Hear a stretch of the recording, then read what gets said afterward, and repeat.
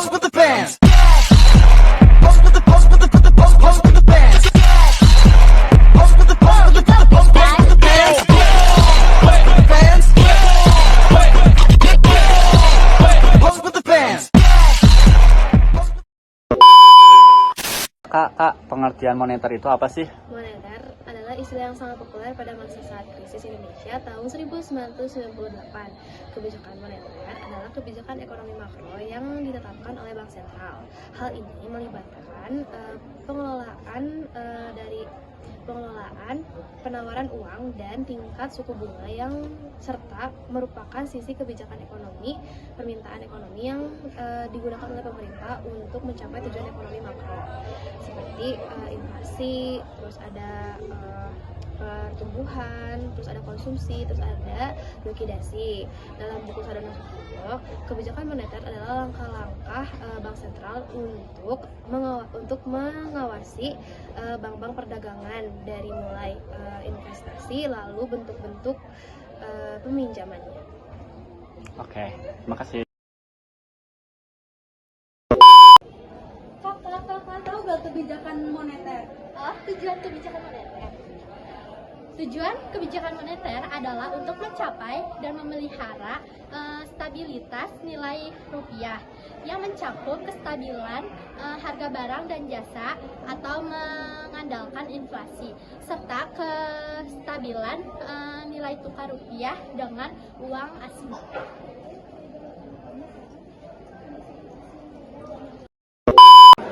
Kak, operasi kebijakan moneter itu apa sih? Operasi pasar terbuka yang bisa disebut dengan open market operation.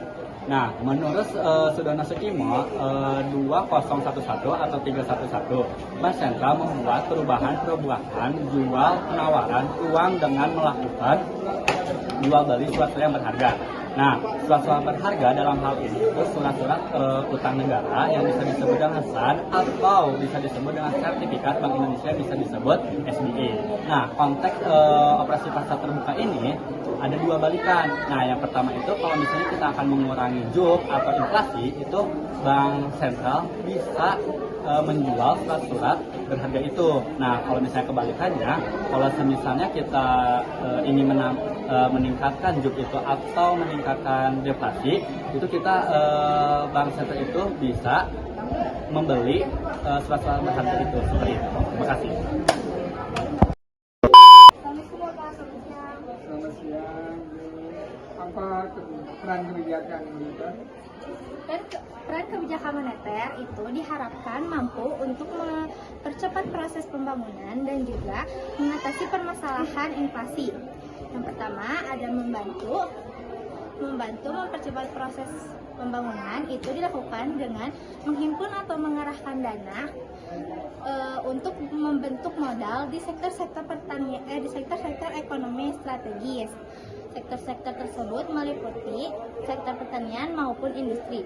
Yang kedua ada menciptakan jumlah uang yang cukup. Kebijakan moneter dilakukan untuk mempengaruhi jumlah uang yang beredar. Inflasi terjadi akibat permintaan masyarakat yang lebih besar dibandingkan dengan penawaran barang. Kak, kebijakan cadang kas itu apa sih? Oke. Kebijakan cadangan kas atau cash ratio merupakan kebijakan pemerintah yang dilakukan untuk mengatur kebijakan cadangan kas bank-bank ekonomi umum. Kalau misalnya kebijakan kredit selektifnya apa tuh, Kak? Kebijakan kredit selektif untuk mengendalikan jumlah uang yang beredar atau berkaitan dengan peminjaman dan investasi uang. Ada juga loh syarat dari kredit selektif, yaitu karakter atau watak, collateral atau jaminan, kapital atau modal, capacity atau kemampuan, dan condition of economy atau kondisi ekonomi. Wow, keren sekali. Nah, di sini ada sistem pajak. Pemungutan pajak merupakan salah satu sarana dalam kebijakan fiskal untuk mengatur perekonomian. Melalui sana perpajakan, pemerintahan dapat mengatur kegiatan ekonomi. Dengan menaikkan tarif pajak, pemerintah bermaksud memperkuat kas pemerintah dapat memperbesar pengeluaran yang bersifat umum. Sebaliknya, jika tarif pajak dikurangi, pemerintah bermaksud memberi kesempatan perusahaan berinvestasi sekaligus meningkatkan konsumsi. Kebijakan diskonto. Pada kebijakan ini, pemerintah mengurangi atau menambah jumlah uang yang beredar dengan cara mengubah diskonto bank umum. Jika Bank Sentral memperhitungkan jumlah uang yang beredar telah melebihi kebutuhan, Bank Sentral mengeluarkan keputusan untuk menaikkan suku bunga.